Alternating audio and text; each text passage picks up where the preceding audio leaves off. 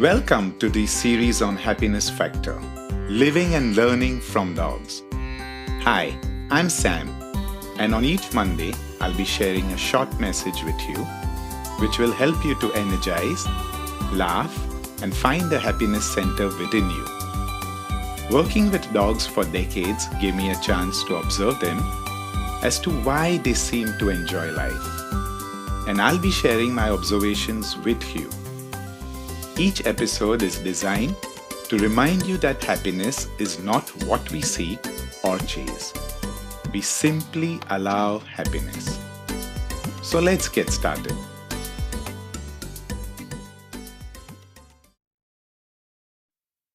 I hope you have taken the time to listen to the whispers of life.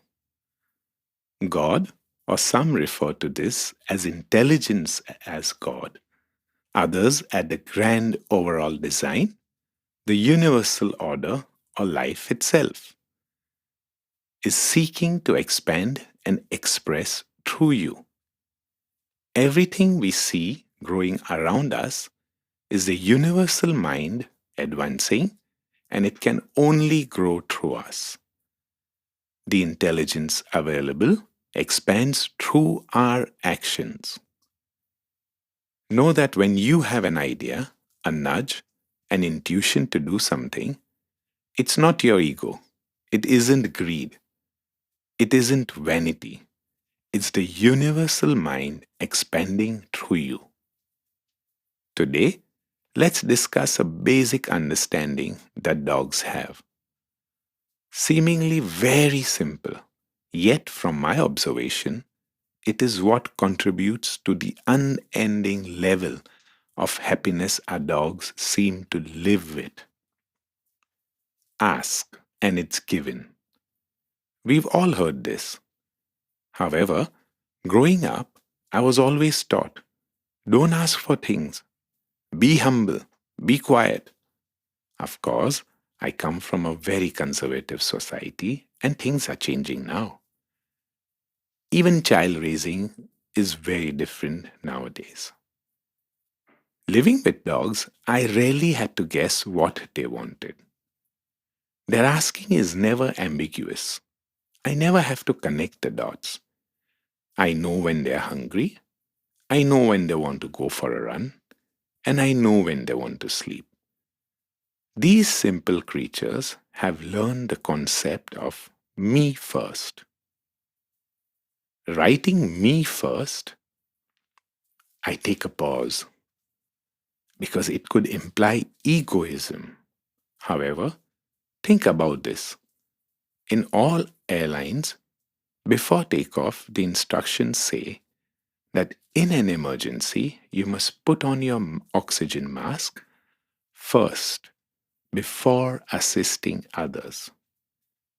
The same applies to life. We must focus on our happiness first. Remember, we can spill only what we carry. This can't be egoism. We can only give what we have. It is a base for happiness. True happiness comes from sharing. But first, we must have something to have, and then we can share. I mentioned earlier that we can become good go-givers instead of go-getters.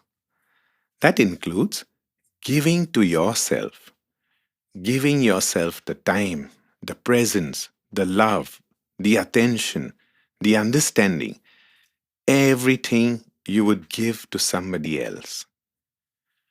Asking for help is delightful. Often, when I ask for help, people thank me for allowing them to contribute to my life. And I feel the same way when my neighbor, my family, or a stranger needs a hand. If I stop by the road to help someone whose car is stuck in the snow, it is me who walks away feeling wonderful. I joyously recount this incident when I get home. Helping people makes me feel like a hero. And I say this from the joy of contribution, not from a need from recognition. Rabindranath Tagore, a famous Indian poet, whom Dr. Albert Einstein had sought to meet.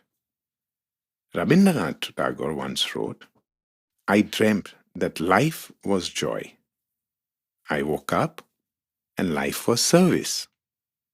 I acted and behold, service was joy." We all know that serving is joyful, and yet we are shy to ask. We hesitate to give this opportunity to others. I now understand vacations and rest days are as important as days we serve others.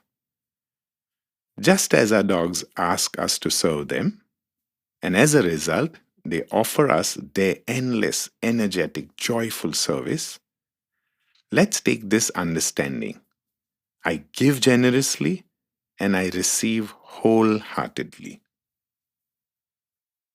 Today, I invite you to give yourself first, to ask for help joyfully and willingly, knowing that you are just as eager to give as you are eager to receive. Thank you. If this message resonated with you and made you smile or think, share it with someone you think might enjoy it. This is Sam, reminding you to allow happiness. It is you.